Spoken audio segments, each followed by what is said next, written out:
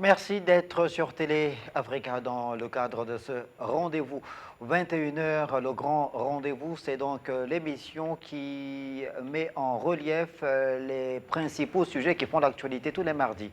Dès 21 h sur Télé Africa, actualité abondante au Gabon. Évidemment, cette émission aura trois principales thématiques. La première sera consacrée à l'adoption par l'Assemblée nationale de la taxe forfaitaire d'habitation, attendu donc l'adoption par le Sénat de ce projet de loi donc, qui instaure le paiement d'une taxe forfaitaire d'habitation dès le mois de janvier 2026. Le gouvernement s'est longuement exprimé sur le bien fondé du paiement de cette taxe par les ménages. On va revenir donc sur cette actualité. Le second tiroir, lui, sera consacré à cette visite inopinée du président de la République, Brice Clotaire Oligui Nguema, dans les locaux du ministère de la fonction publique pour prendre part à la levée de couleurs. Le chef de l'État gabonais, chef du gouvernement, qui a fait le constat, l'amer constat de l'absentéisme chronique qui prévaut dans l'administration publique. Quelles conséquences à l'ère de la restauration des institutions, la restauration du Gabon? Et le troisième thème sera, lui, réservé à la crise qui couvre dans le secteur éducation. Les partenaires sociaux du ministère de l'Éducation nationale sont donc vent debout. Ils agitent depuis quelques jours maintenant le chiffon rouge. Va-t-on vers une paralysie du système éducatif gabonais? Tentative de réponse dans cette émission avec mes trois invités. J'ai le plaisir de recevoir sur le plateau de l'émission 21 h, le grand rendez-vous, Fridolin Mvemessa, sénateur de la transition, acteur majeur du monde syndical au Gabon, notamment dans le secteur éducation.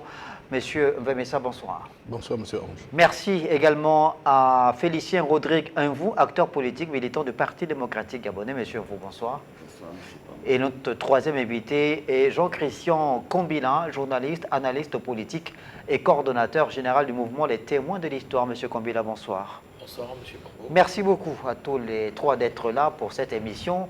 Devrais-je dire que c'est la dernière sur Télé Africa en ce qui concerne les émissions d'information. On va peut-être y revenir avant la fin de cette émission, évidemment.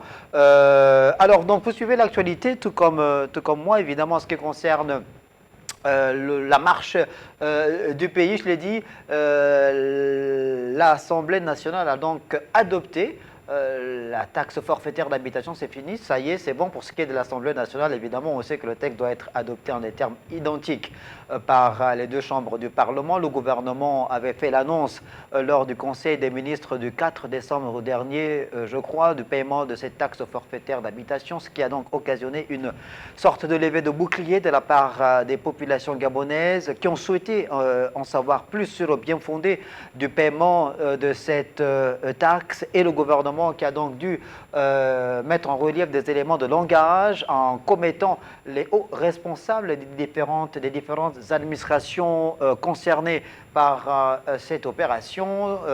Ces différents responsables qui se sont longuement exprimés pour justifier de l'instauration de cette taxe dans notre pays. Félicien Rodrigue Nvou, l'Assemblée nationale qui adopte donc la taxe forfaitaire d'habitation. Vous n'êtes pas étonné ni surpris. C'est un devoir républicain de la part de l'Assemblée nationale? Non, je ne suis pas surpris. Je ne suis pas surpris dans la mesure où cette Assemblée est particulièrement UDB. L'UDB a la majorité, plus de 100 députés. Et nous revenons pratiquement à la case départ. On disait que dans le régime présidentiel, il n'y a pas de majorité, mais là, nous avions une majorité de fait. Donc, le fait majoritaire se fait jouer et l'Assemblée nationale adopte. Donc, autrement dit, le gouvernement n'a pas voulu imposer, se dit la représentation nationale, donc les députés dont ils sont majoritaires, va porter la responsabilité, étant déjà dans la loi des finances, de acter cette décision. Donc pour moi, je ne suis pas surpris, ce n'est que la suite logique du fait majoritaire. Suite logique du fait majoritaire, Fridolin Bemessa, sénateur de la transition, le texte, donc la taxe forfaitaire, envoyé au Parlement par le gouvernement afin que le Parlement s'exprime, donne son avis sur le dit texte. Là, c'est l'Assemblée nationale qui a donc voté en faveur, écrasante majorité. Il y a eu 6 abstentions, écrasante donc majorité, mais le texte doit être adopté en des termes identiques. Qu'est-ce qui pourrait se passer, sachant que le bureau du Sénat, le nouveau Sénat n'a pas encore été mis en place, il sera mis en place dans quelques jours seulement. Est-ce que ça veut dire que le Sénat va se prononcer après la mise en place de ce bureau ou avant? Non, le Sénat va se prononcer avant, puisque le travail continue. Il va s'arrêter que lorsque le nouveau bureau sera mis en place. Et nous allons passer la main aux nouveaux sénateurs fraîchement élus. Donc le travail va se faire. Nous aurons une plénière là-dessus, parce que la commission chargée des finances est en plein travaux. Ils vont examiner le rapport de l'Assemblée et la petite loi, afin de voir si effectivement le Sénat peut l'adopter en termes identiques s'il ne trouve pas de problème majeur. Donc il faut quand même signaler que c'est un impôt qui fâche au regard des réactions qui se sont fait connaître au travers des réactions des populations. Et nous pensons que même si l'État veut diversifier les sources de revenus, il a fallu que l'État communique là-dessus et qu'il prépare l'opinion nationale à l'arrivée de ce nouvel impôt. Est-ce que vous considérez, comme certains le disent, que c'est une forme de passage en force? Est-ce que on peut parler de passage en force de la part de l'État qui, là, pourtant, sollicite le Parlement? En fait, non, on peut pas parler de passage en force, parce que l'État,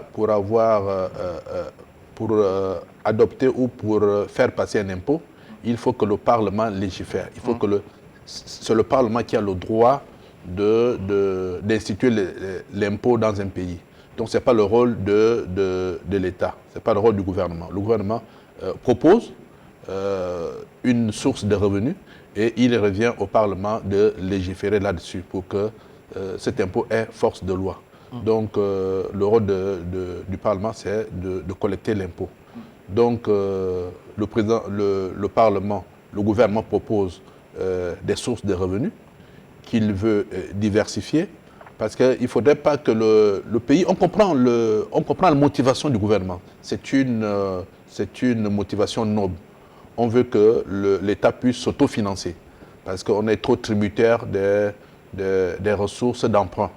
Donc il faut un tant soit peu que le pays puisse fonctionner avec ses ressources propres et ne peut s'endetter que lorsqu'il veut financer l'investissement.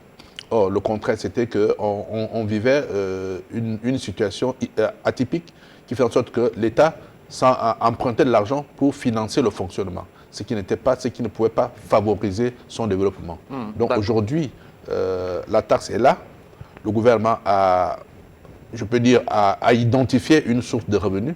Il a fallu que la population qui va effectivement endosser cette taxe-là, sur laquelle cette taxe-là va s'imposer, devait être informée de l'arrivée de cette nouvelle taxe. Parce qu'il faut quand même signaler que notre pays, la population gabonaise, est sujette à beaucoup d'impôts.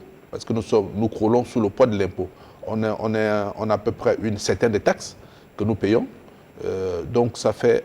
et quand il faut quand même reconnaître qu'au Gabon, c'est l'actif qui est en charge de ses parents. Parce que chaque Gabonais qui travaille, qui est actif, a à sa charge on peut dire une dizaine de personnes qui comptent sur lui. Donc, et nous avons à peu près au Gabon 200 000 actifs. Parce que si on compte 100 000 fonctionnaires, le secteur privé par public peut également enregistrer 100 000 personnes qui travaillent. Donc on a à peu près 200 000 actifs sur une population de 2 millions d'habitants. Donc ce sont les actifs qui doivent supporter le poids de cet impôt-là, parce que nous avons à notre charge des dizaines de personnes à qui nous avons la responsabilité. Jean-Christian Combila, donc l'Assemblée nationale qui s'est prononcée, qui a adopté à une forte majorité, donc on a des majorités écrasantes, l'adoption donc de l'instauration de cette taxe forfaitaire d'habitation en attendant que le Sénat l'adopte également en des termes identiques.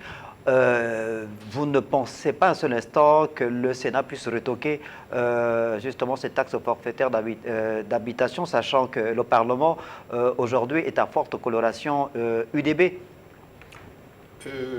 Oui, si on a pu parler de fait majoritaire aujourd'hui concernant la coloration largement dominée par les élus UDB à l'Assemblée nationale, on ne peut pas non plus, on ne peut pas parler de fait majoritaire aujourd'hui au Sénat, parce que le Sénat aujourd'hui, qui est la chambre haute du Parlement, est encore le Sénat de la transition. Et donc, au sein de cette chambre haute du Parlement, il n'y a pas de coloration politique. Donc, c'est une chambre neutre qui aura à examiner à son tour le texte, la taxe forfaitaire d'habitation, telle qu'elle a été adoptée aujourd'hui par l'Assemblée nationale, qui est la première chambre du Parlement. Donc, ce qui est certain, c'est qu'il y a une dynamique aujourd'hui qui est celle d'accompagner le pouvoir exécutif, n'est-ce pas, dans la concrétisation du programme présidentiel. Le gouvernement a effectivement identifié et là une source potentielle de revenus, en précisant bien que la taxe forfaitaire d'habitation a vocation à permettre aux collectivités locales, au développement local, n'est-ce pas, de connaître un véritable boom.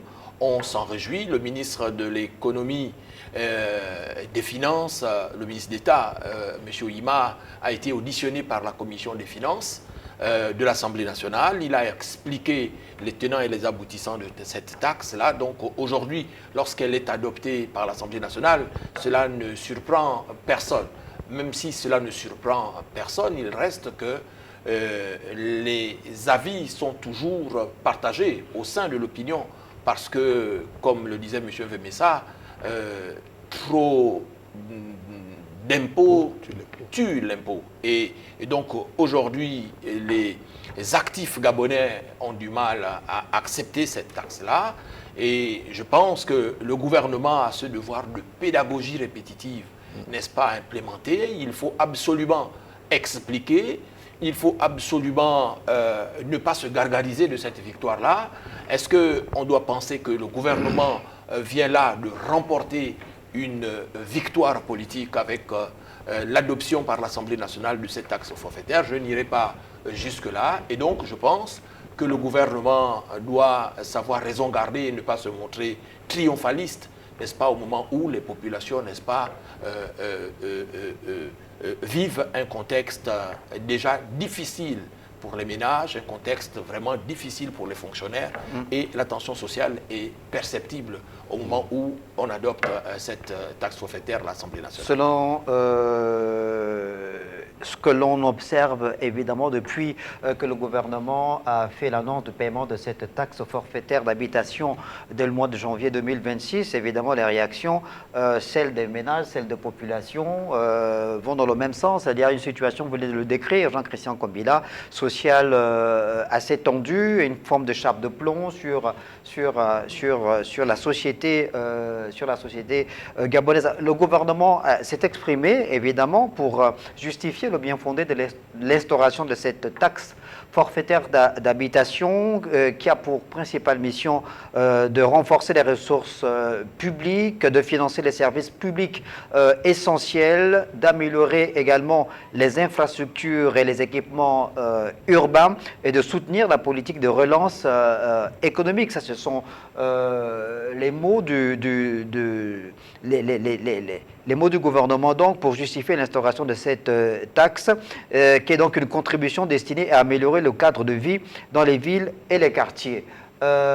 Félicien Rodrigue, on a vu aussi évidemment qu'il y a en termes de zones géographiques et de coûts du prix ou le coût de cette taxe selon les zones géographiques? On a désormais une idée plus ou moins précise entre les centres urbains, les zones rurales, et même au niveau des centres urbains, si on prend le Grand Libreville, je crois qu'il y a une répartition géographique en ce qui concerne le coût selon ces zones-là. Est-ce que ça peut prêter en confusion? Parce qu'il y a certains qui disent de façon claire qu'il y a, par exemple, si vous prenez les quartiers populaires, certains quartiers populaires dans lesquels on retrouve des habitations de bon standing, par exemple, et dans certains quartiers dits aisés, des habitations qui ne sont pas forcément de bon standing, alors que le coût est le même pour tous les ménages qui habitent les zones géographiques. Est-ce que là, clairement, on voit que le gouvernement a privilégié la zone géographique plutôt que le type d'habitation selon le coût de la taxe? Je pense que c'est un début de faire en sorte qu'on passe d'abord par zone, parce qu'il faut bien distinguer les zones. Dans tous les pays du monde, il y a les zones résidentielles, il y a les zones des quartiers populaires. Donc c'est d'abord des zones qu'il faut distinguer. Maintenant, le manque de réservation foncière a fait en sorte que dans les zones telles que les zones chics chez nous, que ce soit la Sablière, que ce soit Angonji, Okala, vous ne pouvez pas chasser les autochtones. Donc c'est des zones qui le gouvernement, il y a 15 ans, 20 ans, avait estimé que nous allions faire une grande zone résidentielle et on a créé Akanda. Et donc ces autochtones, des paysans ou des personnes modestes, ils y vivent. Maintenant c'est au gouvernement d'avoir un schéma directeur, de dire que tel type d'habitation ne peut plus être concerné dans cette zone parce que cette zone, elle est réservée, on veut en faire une vitrine du pays. Donc c'est des questions qui relèvent du gouvernement, c'est la vision du gouvernement. Mais je dois dire que la vérité, c'est que par rapport à la taxe, non.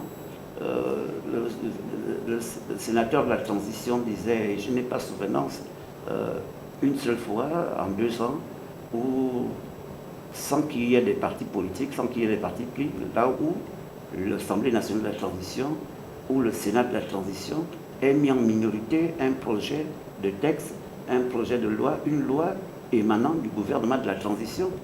Et c'est la logique se poursuit aujourd'hui, c'est que le Sénat de la transition ait fait des individualités qui appartiennent à plusieurs partis politiques, mais comme le sature c'était de dire qu'ils sont de la transition et nous sommes au parachèvement de la transition, donc il va sans dire que ceux qui sont actifs en réalité vont continuer à payer lorsqu'on recourt aux emprunts, parce que l'argumentaire du sénateur c'était de dire qu'il faut que nous-mêmes nous puissions financer. Mais lorsque même on fait les emprunts, mais ce sont les actifs, les 200 000 qu'il a dit, qu'ils remboursent, parce que ce sont eux qui payent les impôts, ce sont eux qui permettent qu'on puisse rembourser. Donc au finish, toujours, c'est la soutenabilité, elle est toujours faite par la majorité des actifs, puisque les retraités ne payent pas. C'est nous les actifs qui payons. Donc ça n'a pas changé. Donc moi je dis, c'est une validation, on est devant un fait de validation de la volonté du gouvernement qui a passé l'éponge pour faire en sorte que la responsabilité soit acquise par le Parlement, le nouveau Parlement, qui est amputé d'une chambre, parce que la deuxième chambre n'est pas encore légitime. Donc on n'a que l'Assemblée nationale qui est légitime et on a un Sénat de la transition qui est encore illégitime, puisqu'elle sera légitime jeudi lorsque le bureau va être mis en place. Fridolin Bemessa, alors sur le plan technique, on a abordé la question en ce qui concerne le paiement de cette taxe dont les montants sont connus selon les zones géographiques. Il y a évidemment des administrations qui sont directement concernées par la matérialisation, la concrétisation de cette opération, la Direction générale des impôts par exemple. Il y a également la NUTTC, qui est une entité sous la tutelle du ministère de l'Habitat. Est-ce que vous pensez qu'il y a nécessité de coordonner sur les aspects techniques par rapport justement au coût de cette taxe et des réalités sur le terrain? en ce qui concerne, parce que là, Félicien Rodrigue vous a évoqué le cas, par exemple, des populations autochtones qui vivent dans certaines zones comme celle d'Akonda, qui ne sont pas forcément dont le niveau de vie n'est pas forcément un niveau de vie, on va dire, d'un standing extrêmement élevé, par exemple, assujettis au paiement de la taxe à hauteur de 30 000 francs CFA, quand certains qui habitent dans des zones de quartiers populaires, mais qui ont des villas d'un haut standing, paieraient 1000 francs CFA. Est-ce que là, il y a... Bien, donc il faut dire que qu'on ne pense pas que les parlementaires ne représentent pas le peuple. Vraiment, on pose toutes les questions que les populations se posent aux membres du gouvernement lorsqu'ils sont auditionnés. Je voudrais rassurer mon collègue d'à côté pour lui dire qu'effectivement, il arrive à plusieurs reprises que le Sénat et l'Assemblée nationale adoptent le texte en des termes non identiques. Et il faudrait, dans ce cas-là, tenir les commissions mixtes paritaires pour que nous puissions nous accorder sur les termes ou sur les termes adoptés quant à un projet de loi qui nous est soumis par le gouvernement. Parce que lorsqu'on examine un texte de loi, on l'amende. Nous avons le pouvoir d'amendement de tout changer et de le réécrire. C'est ce que nous faisons. Nous l'avons fait avec la Constitution, nous l'avons fait avec le Code électoral, nous l'avons fait avec... Vous voyez, tiens, le Code électoral. Le gouvernement avait prouvé le Code électoral. L'ancien Code introduisait la notion de lorsque deux candidats arrivent au niveau des sénatoriales, lorsque deux candidats arrivent à ne pas se départager, c'est le critère âge qui devait primer à l'époque. Nous avons enlevé cette disposition-là pour permettre à ce que vraiment la démocratie puisse jouer. Ouais. Donc des changements que nous faisons lorsqu'un texte arrive du gouvernement, nous l'amendons, nous le changeons, et il arrive le plus souvent, comme c'est le cas, que l'Assemblée et le Sénat adoptent le texte en des termes non identiques. Et il faut dans ce cas-là organiser des commissions paritaires pour nous entendre in fine. Donc, s'agissant de la taxe, elle est dite forfaitaire. Donc, quand elle est dite forfaitaire, donc, en principe, elle ne doit pas être stratifiée. Or, aujourd'hui, le gouvernement l'a stratifiée. On devait dire, bon, pour participer à forfaitaire, on dit tous les Gabonais doivent payer 1000 francs. Le forfait de 1000 francs, soit par mois, soit par an. Un forfait mensuel ou un forfait annuel. Or, lorsqu'on la catégorise cette fois-ci, donc on veut dire, excusez-moi, il y a les riches, il y a les moins riches et il y a les pauvres. Donc, on catégorise la population gabonaise selon les quartiers où ils sont censés habiter.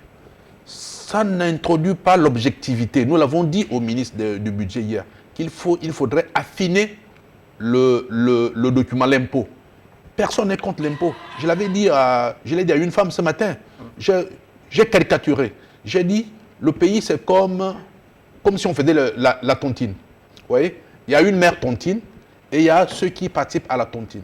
Donc les citoyens apportent leur contribution à la tontine, c'est-à-dire à une caisse commune. La caisse commune, c'est l'État, c'est le budget. Donc chaque Gabonais cotise. Qu'est-ce qu'on dit? La mère tontine nous dit, cette fin du mois, cette fin d'année, je vais payer des casseroles à tout le monde pour passer les fêtes. Bon, et pour cela, vous devez donner 1000 francs, 1000 francs, 1000 francs, 1000 francs. Nous cotisons, nous remettons à notre mère tontine, on attend le 31 décembre, on ne voit rien venir. Que dirons-nous? Que la mère tontine a fait quoi? A détourné notre argent. Parce qu'on n'a pas vu les marmites que nous avons commandées pour la fin de l'année, pour tout le monde. Donc, c'est ça que j'ai caricaturé à une dame ce matin qui ne comprenait pas pourquoi on nous met l'impôt. J'ai dit, l'impôt, c'est à notre avantage. Nous devons participer à l'effort de constituer notre pays. Mais il arrive que les gens deviennent réticents lorsque le gestionnaire à qui on confie cet argent ne le gère pas en bon père de famille. Ou on a des manquements, il n'y a pas de route, il n'y a pas d'hôpitaux, il n'y a pas d'école. On se dit, mais à quoi sert notre argent? On se saigne, mais où va notre argent? C'est là où se trouve le problème. Le problème, c'est la destination finale. Les Gabonais ne disent pas qu'on ne veut pas cotiser. On veut bien participer, mais la destination finale de notre cotisation va où?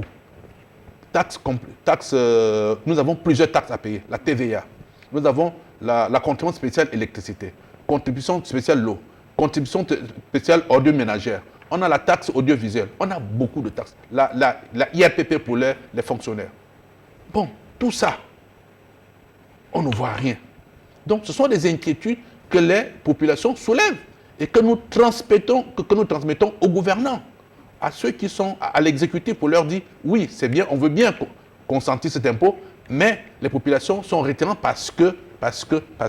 Donc, aujourd'hui, nous avons demandé au gouvernement d'affiner le texte, de le réaménager parce que la catégorisation introduit les injustices. Parce que, tenez-vous bien, une zone comme Akanda est qualifiée de zone où on doit payer 20 000 francs. Est-ce mensuellement? Est-ce annuellement? Ce n'est pas dit dans le projet de loi. Et nous sommes en train de l'éplucher. Bon, est-ce une zone comme Battery 4, où on sait que Kalikar, il y a des bas-fonds? Ceux qui habitent Battery 4 doivent payer 30 000 francs. Et ceux qui habitent au Lumi, 1000 francs, qui est une zone industrielle, ouais, doivent payer 1000 francs. Je l'ai relevé. Je dis, non, monsieur le ministre, Olumi, c'est une zone potentiellement économique. Ne sont installées que toutes les grandes sociétés du pays. Donc, il faut relever effectivement le taux de paiement de cette taxe à Olumi, dans la zone d'Olumi, la zone industrielle d'Olumi. La même chose au grand marché de Montbouin. Au grand marché de Montbouin. Quels sont ceux qui détiennent les stands ou les boutiques? Ce sont des grands commerçants qui brassent des milliards de francs. Et cette zone-là a été identifiée comme zone potentiellement moins, une zone de pauvreté, moins zone nantie. industrielle d'Olumi, c'est 20 000 francs. Olumi, c'est 20 000. Zone industrielle, 20 000 voilà. francs. Donc, cette zone-là ne peut pas être différente de Calicat ou de Battery 4. Voyez-vous, donc, ce sont des injustices comme ça qu'il faudra corriger. Et ce que nous avons dit au ministre lorsque nous l'avons auditionné. Donc, cette taxe, oui, la taxe est là, mais ce qui a manqué au gouvernement, c'est l'effort d'explication. Parce que là, c'est après coup que les membres du gouvernement, que les techniciens arrivent pour expliquer, mais le mal est déjà fait. Aujourd'hui, c'est incompréhensible. D'accord. Aujourd'hui, donc, on va vers l'adoption finalement de par le Parlement, puisque l'Assemblée nationale a déjà attendu l'adoption par le Sénat, Jean-Christian Combela, de cette taxe forfaitaire d'habitation, mais au regard des incompréhensions nées au sein de la société, mais également des points techniques qui ont été soulevés par les parlementaires, notamment ceux du Sénat et de l'Assemblée nationale. Est-ce que vous pensez que le gouvernement pourrait également revoir la copie en ce qui concerne le coût de la taxe en fonction des zones géographiques? La réalité du terrain. Non, mais je crois que le gouvernement n'est pas déconnecté de la société. Les ministres sont dans la société, le gouvernement est le gouvernement du peuple. Et donc, les représentants du peuple ont fait un certain nombre d'observations.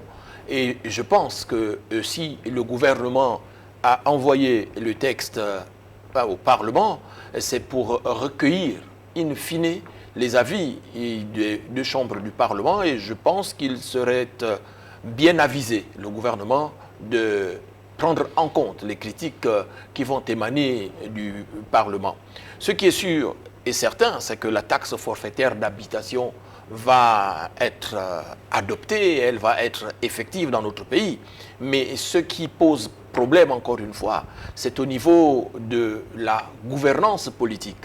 Et donc les cris d'orfraie que l'on entend de la part des populations et des forces vives sociales, n'est-ce pas, pointe le doigt sur la question de la gouvernance politique. Où va l'argent, n'est-ce pas, qui est issu des impôts qui sont payés par nos concitoyens?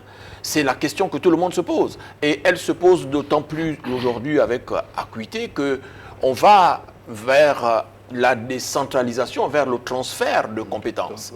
Et lorsque l'on voit, n'est-ce pas, la configuration de nos différents conseils municipaux, n'est-ce pas, ceux qui ont été élus ne donnent pas toujours tous les gages, n'est-ce pas, d'expertise en matière de gestion des deniers publics, en matière, n'est-ce pas, de gestion des finances publiques. Et donc là aussi, les populations sont en droit de s'interroger. Je pense que le gouvernement doit être sensible, n'est-ce pas, à ces interrogations qui fusent dans l'opinion pour envisager, n'est-ce pas, à l'avenir, des séances de formation, n'est-ce pas, à l'endroit de nos élus locaux, à la fois dans la collecte, mais c'est aussi dans la concrétisation des projets de développement locaux qui sont entrevus à travers justement la mise en place de cette taxe forfaitaire d'habitation censée impulser le développement local. On va y revenir dans nos prochaines émissions. Le moment est venu pour nous d'ouvrir le second tiroir de cette émission 21h, le grand rendez-vous de ce mardi 16 décembre 2025, la rubrique reportage.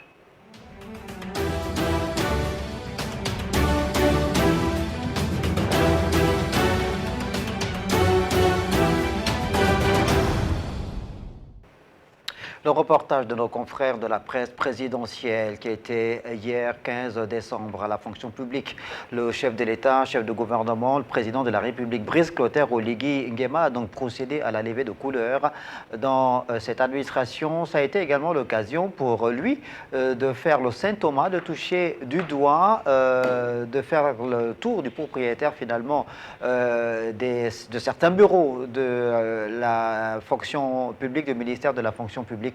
Je ne vous en dis pas plus, hein. Le reportage de nos confrères de la presse présidentielle est plus explicite. Il faut trouver ceux qui ne viennent pas au travail. Vous faites des rapports au secrétaire général et je veux des licenciements. Il y a des Gabonais qui veulent travailler. Il y a des Gabonais sortis des universités qui sont prêts à travailler et qui ont les mêmes diplômes que vous qui êtes ici. Donc donnez à ces Gabonais la chance. Ils sont peut-être fatigués par le poids de l'âge, ils ne peuvent pas venir au travail à 7h30. Il n'y a pas de problème. On ne va pas les déranger. Vous licenciez, vous prenez des jeunes Gabonais qui comprennent le numérique, la digitalisation, qui peuvent faire avancer les dossiers. Pourquoi on va rester toujours avec les mêmes qui ne traînent pas? Le pays a besoin d'avancer. Si vous êtes incapable de sanctionner, donnez-moi la liste des absents. Vous avez peut-être peur, mais moi je m'assume dans ce que je fais. On ne peut plus continuer comme ça. S'il n'y a que 100 qui travaillent, 60, eh bien, on gardera ces 60, ces 100. Et le reste, on n'en a pas besoin, on les renvoie. Rendez les dossiers fluides. Regardez la salle à côté, je regarde, ce sont les résultats du concours entassés. Pourquoi ce n'est pas numérisé? Il suffit que quelqu'un passe, il va voler le dossier d'un Gabonais. Celui qui est contre va enlever le dossier de l'autre. C'est plein là dans les cartons. À quel moment vous allez numériser cela? Et après on se plaint, le concours a été mal organisé. Le concours, non, les résultats traînent. Je viens de voir tous les dossiers du concours ici. Les résultats des Gabonais. Mais ça doit être en machine. Voilà, retour sur le plateau, donc la visite du président de la République, Brice Clotaire Oligui Nguema, dans les locaux du ministère de la fonction publique. Vous venez de côté donc le propos du chef de l'État, Brice Clotaire Oligui Nguema, Félicien Rodrigue Mvou, donc qui s'est évidemment étonné de faire le constat de cet absentéisme notoire constaté à son arrivée. Ça a été une forme de visite finalement inopinée dans la foulée de la cérémonie de levée de drapeau. Donc, comment avez-vous trouvé le discours du chef de l'État sur cette réalité? Non, je dois d'abord dire que j'aurais aimé cette visite. Pour moi, elle vient un peu tardivement, lorsque tous les grands faits se sont déjà déroulés. Il aurait été bon au lendemain de son élection, au lendemain de l'annonce du calendrier, donc sa prestation de serment. Déjà, l'idée en elle-même n'est pas mauvaise. C'est-à-dire que le président va au sein du ministère employeur. C'est le ministère qui emploie tous les fonctionnaires, c'est en dehors des ministères utilisateurs. Donc, c'est là-bas où se traitent les situations administratives des uns et des autres. Donc je pense que c'est une bonne chose que le président aille les secouer pour leur dire qu'il ne faut pas traîner le pas. mais l'État lui-même, l'organisation interne de l'État fait en sorte que il y a beaucoup de lenteur administrative. Vous voyez bien que pour le parachèvement des institutions, il y a une forme de ralentissement, le ralentissement de l'État depuis pratiquement l'élection présidentielle. Donc l'année 2025 a tourné au ralenti sur le plan économique, au ralenti sur le plan social, au ralenti dans tous les secteurs d'activité. Donc moi je me dis, le président, le fait qu'il l'ait fait même de manière tardive, c'est positif et je me dis que c'est une prise de conscience. Donc c'était un nouvel élan, ce qui montre que c'est une annonce par rapport au futur gouvernement, à la future haute administration et aux futures institutions de marquer le coup. Et je pense qu'il faut qu'il continue.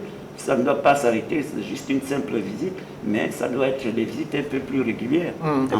Frédonev aimait ça. Alors, vous êtes, on l'a dit, sénateur de la transition, mais vous êtes évidemment depuis plusieurs années connu des Gabonais comme étant un acteur majeur de la société civile, ancien responsable du syndicat de l'éducation nationale, mais surtout de l'USAP aussi, l'Union syndicale de l'administration publique. Vous avez pris part à plusieurs tables rondes, à plusieurs forums engagés par le gouvernement avec pour objectif de redynamiser la fonction publique gabonaise. Quand vous regardez ce constat, ce discours du chef de l'État, on fait ce constat des bureaux vides, un absentéisme finalement chronique dans la plupart de l'administration, enfin des différents départements dans la haute administration du pays. Comment vous réagissez ? Bien. Alors qu'on parle de restauration des institutions, restauration du pays. Je crois qu'il est toujours bon pour un chef de vivre la réalité, de voir comment le pays fonctionne normalement. Il le fait déjà dans le secteur dans les chantiers, dans le secteur de la vie. Les BTP, il le fait déjà. Il visite les chantiers pour se rassurer que tout ce qui a été décidé est en train de se réaliser. Et il est quand même en droit de le faire dans l'administration gabonaise. Qu'on critique énormément. Il faut par son fonctionnement, par son manière par sa gestion, sa gouvernance qui est décriée par les usagers. De son service. Voilà, par son service. Parce que le plus souvent, tout est fait, tout est monnayé. Donc, il est toujours bon qu'un chef se rende compte de la réalité des faits et de prendre les gens sur le fait accompli. Et là, il s'est rendu compte qu'un lundi matin, où tout le monde doit se presser à venir non seulement au drapeau, mais également à son bureau pour le premier jour de la semaine, il s'est rendu compte que personne n'est à son bureau. Donc, ça lui donne déjà une idée de comment l'administration publique fonctionne, comment la fonction publique fonctionne. Et si c'est la fonction publique qui fonctionne comme ça veut dire que les autres administrations fonctionnent de la même manière. Donc, il s'est rendu compte que les gens ne vont pas à leur travail et effectivement, il faudra sévir, il faudra sanctionner, il faudra aux responsables de ces entités de prendre des mesures disciplinaires qui s'imposent. Parce que lorsqu'un agent public est régi par un statut, et ce statut-là doit être respecté, lorsqu'on ne respecte pas, il y a les sanctions, il y a des degrés de sanctions qui sont prévus, allant jusqu'à la radiation. Donc je pense que c'était bien de le faire, et le coup de gueule du président dit tout. Parce que nul ne peut se sentir à l'abri ou garanti dans un emploi. Donc si vous êtes défaillant, on peut vous changer, on peut vous muter, on peut vous radier si vous commettez une faute grave. Donc je pense que le président a donné le ton. Il revient aux différents responsables, aux ministres, aux directeurs généraux, aux secrétaires généraux, de prendre le relais et de se montrer plus rigoureux et plus manager, je peux dire. On voit donc à l'écran les images de ce reportage de nos confrères de la presse présidentielle et de Gabon 24, Jean-Christian Kombila. Alors, quel signal finalement, sinon comment interpréter ce décalage qu'il y a entre le discours du président de la République, Brice Clotaire Oligui Nguema, ce qu'il a représenté depuis le 30 août, ou ce qu'il représente depuis le 30 août 2023, à l'image de celui qui veut remettre le Gabon en ordre de marche sur les bons rails. On a senti une société prête à pouvoir suivre, à changer de paradigme, mais au constat qui est fait ce 15 décembre 2025, c'est que on semble être reparti dans on va dire les comportements décriés par le passé. Il faut déjà se satisfaire de cette visite du président de la République dans l'un des ministères phares du pays. Le président a souvent visité les chantiers, il est présenté comme un homme de terrain. Le président s'est rendu auprès des forces vives dans les marchés pour voir comment nos compatriotes travaillent au quotidien. Le président est allé souvent dans les établissements scolaires et universitaires pour encourager, n'est-ce pas, nos compatriotes, n'est-ce pas, à travailler d'arrache-pied. Et donc aujourd'hui, on voit le président dans la haute administration. Cela voudrait dire que le président a conscience, n'est-ce pas, de la nécessité d'accélérer le travail gouvernemental, parce que c'est grâce à la réalisation de ce travail gouvernemental que son projet de société, n'est-ce pas, sur la base duquel il a été élu, mais aussi sur la base duquel la majorité aujourd'hui à la Chambre des députés a été élue, va être réalisée. Et pour que cette réalisation voit le jour, il faut bien qu'il y ait des hommes qui travaillent. Et ces hommes sont avant tout dans l'administration qui est le bras séculier de l'État. Et donc le président de la République arrive de façon symbolique dans cette administration, un jour où les fonctionnaires doivent être au rendez-vous, principalement les principaux directeurs. Et lorsqu'on regarde ces images, on voit qu'il manque à l'appel, n'est-ce pas, de nombreux hauts responsables de ce ministère. Donc, justement, le président de la République a été clair, son discours a été non seulement franc, direct, mais lourd de sens également, lorsqu'il a demandé à ces responsables-là de prendre leurs responsabilités.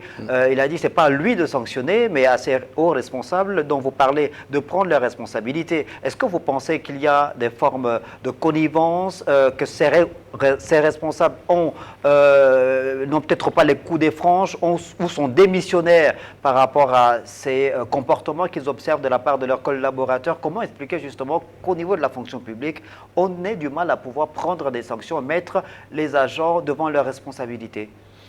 Déjà, le président de la République n'est pas allé là-bas avec pour ambition d'aller sanctionner. Le président est allé là-bas pour remobiliser l'administration, n'est-ce pas, afin que tous les acteurs de l'administration soient conscients de ce que le septennat est à son entame et qu'il faille se mobiliser pour pouvoir concrétiser le projet présidentiel. Maintenant, il y a une réalité que nous ne devons pas occulter, M. Pambo. Les vieilles habitudes ont la peau dure. Aujourd'hui, dans ce ministère qu'est la fonction publique, vous avez bien vu que le ministre titulaire de ce département n'est pas là, parce que Madame Marcel Itiza a été élue députée, donc elle fait partie des ministres, des missionnaires, n'est-ce pas, qui ont présenté leur démission conformément à la Constitution.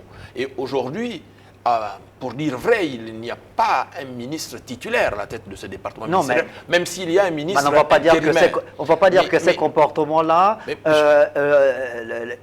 sont perceptibles depuis que Madame la ministre... Oui, non, Monsieur Pambo, vous savez que lorsqu'il manque un manager, n'est-ce pas, à la tête d'un département ministériel, il y a une démobilisation des équipes. Mais comment justifier justement cette démobilisation? Ce que vous dites est très pertinent, Jean-Christian Kombela, puisque le président de la République, notamment lors du Conseil des ministres du 4 décembre dernier, je voudrais terminer, avait demandé, oui, vous allez terminer, avait demandé aux des ministres démissionnaires, par exemple, mais on est dans le principe de la continuité de l'État, les dossiers qui sont en cours de traitement, puisque il faut bien que le gouvernement travaille. Monsieur Pambo, vous verrez que les ministres passent, l'administration demeure, n'est-ce pas? Mais bien que l'administration demeure, le président de la République fait le constat de cet absentéisme chronique. Au-delà de l'absentéisme, il y a la démobilisation. Et ça, c'est encore plus grave. Mais ce qu'il faut dire, c'est que le président de la République, autant il a nommé un gouvernement dès le lendemain de son investiture, mais l'administration qui est restée globalement en poste dans tous les ministères, c'est l'administration qui était en fonction sous Ali Bongo, de façon générale. Il n'y a pas eu aujourd'hui encore une administration, n'est-ce pas, propre au président Brice Clotaire Oligui Nguema. Dans le régime présidentiel, qui est celui, par exemple, des États-Unis, lorsque le président arrive, élu à la tête de l'exécutif, il y a une nouvelle administration qui accompagne le président de la République. Or, aujourd'hui, dans cette administration qui est en fonction au sein de l'appareil d'État, il y a un mélange de partisans d'Ali Bongo et des nouvelles personnes qui arrivent et qui souvent ne sont pas expérimentées. Ce sont ces jeunes dont le président de la République a parlé tout à l'heure en disant qu'il y a de nombreux Gabonais diplômés qui attendent, qui veulent travailler. Oui, mais ça, ce sont des agents de service public, pas des militants des partis politiques. Oui. On peut nommer des responsables, enfin des membres des partis politiques à des postes de responsabilité dans l'administration, mais les agents, les employés, ce n'est pas des militants des partis politiques. Monsieur Pambo, c'est important ce que nous sommes en train de dire. L'administration aujourd'hui a besoin de se doter d'une identité nouvelle. Et cette identité nouvelle va engendrer le changement de pratique administrative. Autrement dit, il faut du sang neuf. Et lorsque le président de la République identifie qu'il y a de nombreux Gabonais qui ont des diplômes et qui veulent travailler, mais à côté de ces nombreux Gabonais qui ont des diplômes et qui veulent travailler, il y a aussi de nombreux Gabonais qui ont été arbitrairement mis sur la touche par le régime d'Ali Bongo. Ces Gabonais-là aussi n'ont pas donné la pleine mesure de leur potentiel au pays. Il faudrait peut-être que le président de la République regarde aussi de ce côté-là. D'accord. Fridolin Vemessa, alors comment expliquer justement ces comportements observés? Il y a des symposiums qui ont été organisés, vous avez pris part à certains conclaves, je l'ai dit, des audits même, je pense, organisés également, la craque aux fonctionnaires fantômes, sans qu'on ait eu des résultats probants justement par rapport à la fonction publique. Quel est le problème réel au niveau de la fonction publique, même si on sait que les partenaires sociaux ont souvent dénoncé le fait qu'il y ait des mauvaises conditions de travail ou le mauvais traitement des situations administratives de l'agent public. Qu'est-ce qui explique le fait justement que la fonction publique en général, le service public justement, soit complètement déconnecté des missions qui lui sont assignées? Bien, les gens mettent souvent ou donnent des raisons liées aux mauvaises conditions de vie et de travail des agents publics en avant pour vouloir justifier soit leur incompétence, soit leur mauvais comportement, des comportements déviants qu'ils adoptent au sein des administrations. Il faudrait qu'aujourd'hui, il nous manque la culture d'éthique. Il nous manque le manque de conscience professionnelle. Et il manque à beaucoup le sens de responsabilité, puisque personne ne veut décider. On renvoie toujours la responsabilité à quelqu'un d'autre pour finalement ne rien dire, ne rien décider. Donc aujourd'hui, nous devons inculquer aux responsables d'administration le sens de la responsabilité. On est responsable d'un service, on est responsable d'une administration, d'une direction. Et on doit tout faire pour que cette administration fonctionne à merveille. Et on gère des hommes, on ne gère pas des machines. Et on doit pouvoir être empathique, on doit pouvoir être ouvert, on doit pouvoir être un bon pédagogue, un bon sociologue et un bon manager qui effectivement sait booster l'effort de tous. Or, qu'est-ce qu'on constate? On constate généralement que les chefs, lorsque vous êtes nommé responsable, vous tapez sur tous vos collaborateurs, sans réserve. Et ce qui a pour conséquence, le plus souvent, la démotivation, la résignation et avec pour effet la non-productivité. L'agent ne produit plus parce qu'il se sent soit menacé, soit il se sent, rejeté.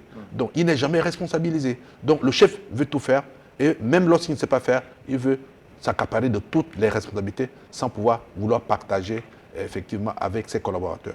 Voilà un élément qui explique effectivement ce qui se passe aujourd'hui dans les différentes administrations. Pour mettre un terme sur ce deuxième tiroir en lien avec ce qu'on observe ou ce que le président de la République lui-même a pu observer à la fonction publique ce 15 décembre, Félicien Rodrigue, on sait que même pendant la transition, évidemment, il y a des mécanismes qui ont été mis en relief pour faire en sorte que l'agent du service public ait un rendement optimal, évidemment qu'il y ait une amélioration de la qualité du service public. On a même parlé évidemment, il y a eu des séminaires de renforcement des capacités, des mécanismes aussi qui ont été arrêtés, élaborés par rapport à l'évaluation même de l'agent du service public. Mais malheureusement aujourd'hui, on constate que c'est peu efficace finalement.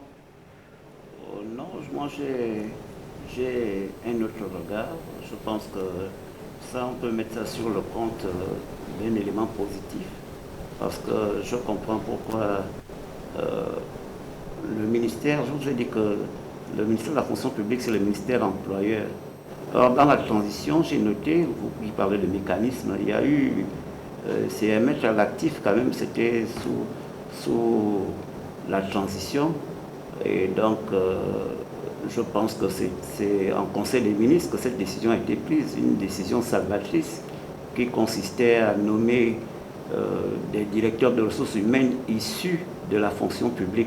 Autrement dit, pour empêcher que les fonctionnaires de tous les autres ministères n'aillent pour perdre du temps pour suivre leur propre carrière administrative. Donc c'est un élément assez positif que le ministère avait envoyé des gens qui sont donc rompus à la pratique, donc qui sont commandés depuis le ministère et qui sont logés dans chaque ministère utilisateur pour faire remonter l'information, pour faire remonter les carrières, pour regarder le nombre d'agents, pour préparer, pour planifier. Donc il y a cette planification facile pour savoir que là où je suis, là au ministère du pétrole, il y a réellement tant d'agents par rapport aux chiffres que nous avions qui sont en exercice, parce que moi je suis là, moi-même qui suis du ministère de la fonction publique, je pense que c'est à mettre la main à l'actif de la transition. C'est un mécanisme qui n'existait pas avant, et pour moi je me dis que c'est un meilleur suivi, ça libère l'agent public. Et parce que il faut quand même se dire que nous sommes dans une période où les agents publics doivent se concentrer à leur travail, ne doivent plus se préoccupés de leur situation administrative, parce qu'il y a déjà quelqu'un de la fonction publique qui est suffisamment outillé et qui est en relation directe avec sa hiérarchie. Et donc qui peut réellement suivre pour le compte de tout le monde du ministère. Donc pour moi, je me dis que voilà déjà une avancée significative que l'on a notée à la transition, qu'on doit mettre comme ça sur le compte de l'actif de la transition. Mais comment faire justement pour qu'il n'y ait plus cette image présentée? On présente l'agent du service public comme étant quelqu'un qui paraisse, dont l'efficacité au travail a du mal à être prouvée, quelqu'un d'absentéiste. Comment faire justement? Oui, c'est aussi facile que ça. C'est l'image dans la société. On dit ouais, caricaturer rapidement. Il y a des fois on caricature. Oui. J'ai donné un regard autre que celui que vous présentez actuellement. Vous voyez, l'agent public est présenté comme étant un paresseux, ce qui n'est pas vrai. L'agent public, c'est quelqu'un qui a été formé pour, mais qui se retrouve à un poste tout démuni. Parce que pour faire son travail, il faut avoir un cadre pour le faire. Bon, mais dans les reportages qu'on a vus, on a vu, il y a des bureaux, oui, il y a des postes, il y a des machines, alors, mais il y a on va personne. te dire qu'il y a une machine, il n'y a pas d'encre. On vous dira qu'il n'y a pas de papier. Et c'est le cas régulièrement dans l'administration publique aujourd'hui. Parce que le budget, lorsqu'il arrive, lorsqu'il est mis en place, il est mis en place au mois d'avril. Pour être exécuté quelques 6 mois après, au mois de septembre, on dit il faut faire vite, on va arrêter le budget. Comme si le budget doit être arrêté en cours d'exercice. Parce que le budget il doit couvrir 12 mois de besoins. Ce qui n'est pas le cas de l'administration publique. Donc, le plus souvent, le budget, pour qu'il soit mis à la disposition des gestionnaires de l'administration publique, pour qu'il ait le matériel de travail, c'est la croix et la bannière. Donc, il faut disponibiliser les ressources. Il faut les confier à l'agent qui a besoin de ces ressources-là pour faire son travail. Parce qu'aujourd'hui, à la fonction publique, quand vous allez, on vous dit on n'a pas de papier pour sortir vos textes. Il n'y a pas d'encre. Il n'y a pas d'imprimante. Je n'ai pas de machine. Les machines sont des vieilles machines pour la plupart des cas. Donc, il faut d'abord mettre l'agent public dans un cadre attrayant et motivant qui lui permet de travailler et en plus le mettre à l'abri du besoin. Vous allez garder la main, Fridolin Bembessa, puisqu'on va ouvrir le troisième et dernier tiroir de notre émission pour parler cette fois-ci d'éducation. Alors, on a vu ces derniers jours la montée au créneau des partenaires sociaux du monde de l'éducation nationale. Ces derniers agitent le chiffon rouge. Ils disent entrer en grève illimitée, générale illimitée, et je pense même qu'il y a certains établissements qui ont commencé à débrayer. Qu'en est-il exactement? De quoi s'agit-il? Pourquoi est-ce que ça bouillonne dans le système éducatif gabonais en ce moment? Bon, il faut dire que je suis cette actualité de très près. Je vois que le monde de l'éducation est en ébullition parce qu'il y a des collectifs qui sont constitués à côté des actions des syndicats reconnus. Bon, il se trouve que c'est le même problème qui revient à la surface. Le problème des situations administratives et financières et le cadre de travail. Bon, c'est une situation qui n'a pas encore trouvé une solution définitive et durable. Pourquoi cela? Je ne sais pas. Et je pense que c'est le ministère du Budget qui a la clé du problème. La situation administrative peut être régularisée, mais lorsqu'il derrière, il n'y a pas d'effet solde, vous voyez, l'agent public va rester dans la précarité. Parce qu'il faut l'État. Non seulement l'État souhaite que les agents respectent la norme, mais l'État, en tant que premier responsable, doit être le premier à respecter les textes qu'il crée lui-même, qu'il adopte lui-même. Parce que le statut général des fonctionnaires dispose que chaque agent doit avancer dans sa carrière. Lorsque vous êtes recruté, vous êtes stagiaire, vous faites 18 mois et après les 18 mois, vous êtes titularisé et recruté. Ce qui n'est pas le cas. Beaucoup de fonctionnaires entrent dans la fonction publique sans être intégrés ni titularisés. Pire encore, sans être avancés. Donc, vous entrez à l'échelon 400, à l'indice 400, vous allez à la retraite à l'indice 400, sans que votre situation ait connu une certaine amélioration, comme le prévoit le statut général des fonctionnaires. Voilà un peu ce qui fâche les agents publics, les enseignants en particulier. Donc, l'État doit prendre conscience qu'avec des enseignants dans cette situation-là, l'école ne peut pas se faire. Il faut être, je l'ai toujours dit et je le répète, parce qu'un enseignant motivé ne travaille pas. Il va, de ce fait, accomplir, faire acte de présence en classe. Et pire encore, lorsqu'il veut tuer les enfants, il va officier dans des établissements privés. Donc, l'État doit pouvoir, à côté de la rigueur que l'État exige, l'État doit être exemplaire dans la gestion de la carrière de l'agent, ce qui n'est pas toujours le cas. Jean-Christian Kombila, alors le constat qui est fait, c'est que sur le plan social, évidemment, ça bouillonne, comme le disait Fridolin Bembessa. Il y a l'actualité en lien avec la taxe forfaitaire d'habitation. Il y a cette crise qui couvre dans le secteur éducation. On voit bien que l'état de grâce est terminé pour ce qui est du président de la République, Brice Clotaire Oligui Nguema, qui a été élu le 12 avril 2025. Le prochain gouvernement, il y a un gouvernement qui est là, qui a été amputé des 18 membres qui ont démissionnaire après les élections législatives. Il y a des intérims qui sont assurés, on l'a dit. Peut-être qu'il y aura d'ici là la formation d'un nouveau gouvernement. Le terrain social bouillonne. Donc, le gouvernement, le président de la République sont là face à des situations qu'il faut résoudre en urgence. Écoutez, l'état de grâce s'est achevé dès le lendemain de la prestation de serment du président de la République.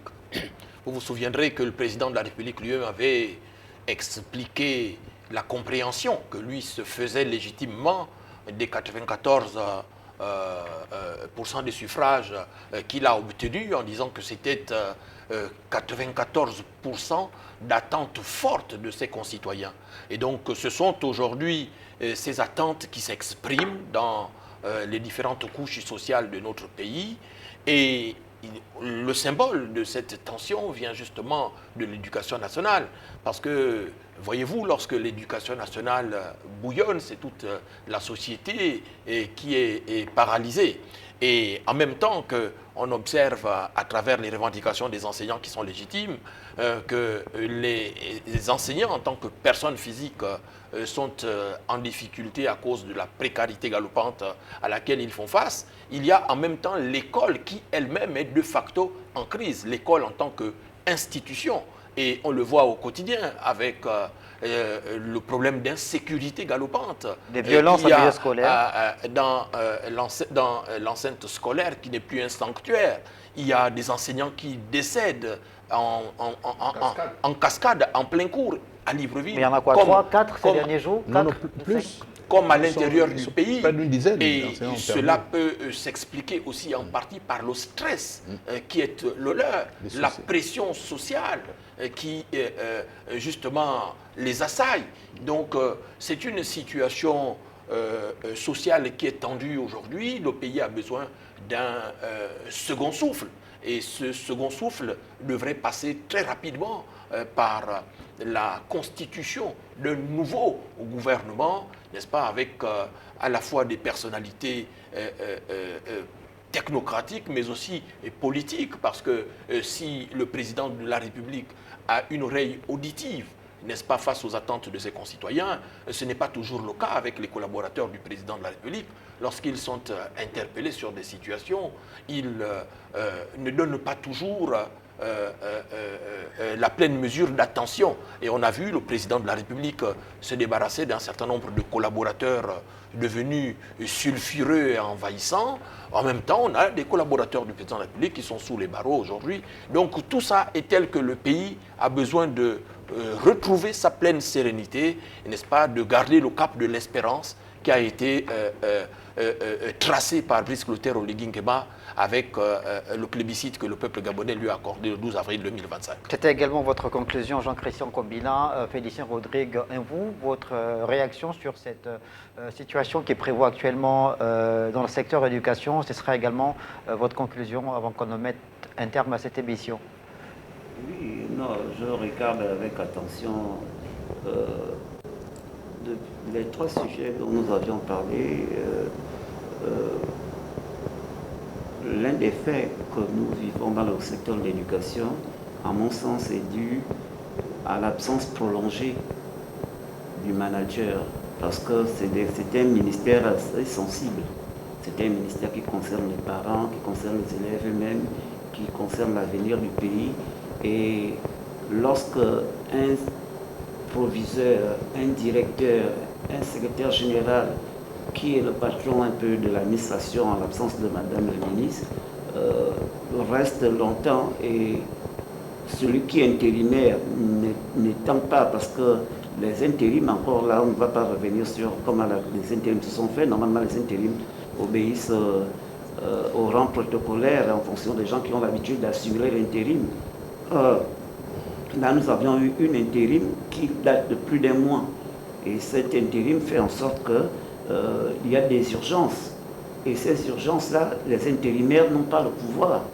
Ils ne peuvent que se reposer sur les secrétaires généraux du ministère. Et donc, les secrétaires généraux du ministère, les directeurs, les inspecteurs des services vont leur dire non, vous n'êtes pas notre ministre de tutelle, vous ne pouvez pas agir pleinement. Ils vont reconnaître le secrétaire général. Donc, en l'absence du ministre, il se crée, même dans l'administration, là en dehors des grèves qui sont prévues par les enseignants, mais dans l'administration même, qui est censée diriger, il se crée des petits lobbies, des gens qui disent, en l'absence du ministre, c'est nous qui dirigeons, c'est nous qui pilotons le ministère. Et donc, c'est une source de malentendu déjà. À partir du moment où ils vont répercuter le pouvoir, un proviseur, lorsque le ministre est en fonction, a la possibilité de joindre son cabinet ou de joindre le ministre. Or, ça fait que c'est les gens qui tournent autour du secrétaire général qui imposent désormais leurs lois. Et maintenant, les enseignants, que font-ils? L'un des voies de recours, c'est de faire dire que bon, nous, on va porter nos desiderata sur la place publique, nous allons faire grève pour être mieux entendus. Et c'est c'est l'origine des grèves. Le sénateur Vénémissa parlait que les situations administratives, tout ça concourt. Mais ça concourt aussi que l'administration doit pouvoir être une administration efficace. Et il ne faut pas laisser les grands ministères, la santé, l'éducation, avec une absence prolongée des titulaires de leur portefeuille. Merci beaucoup à tous les trois d'être passés sur le plateau de Télé Africa pour commenter l'actualité qui prévaut dans notre pays. L'actualité aussi, c'est la Coupe d'Afrique des Nations de football. Voilà pourquoi c'est la dernière émission, puisque à partir de dimanche prochain, on va donc entrer en mode Coupe d'Afrique des Nations, 35e édition. Vous le savez, le Gabon est qualifié à cette Coupe d'Afrique des Nations dans le groupe F avec la Côte d'Ivoire, le Cameroun et le Mozambique. Et déjà, mauvaise nouvelle. La non-participation pour le premier match du capitaine de l'attaquant emblématique des Panthères de Gabon, Pierre-Emerick Aubameyang, qui reste une petite gêne, mais qui pourra prendre le train en marche à partir du 28 décembre prochain, on l'espère, face au Mozambique. Merci beaucoup d'être passé sur le plateau de l'émission 21h, le grand rendez-vous, et bonne suite des programmes sur Télé Africa.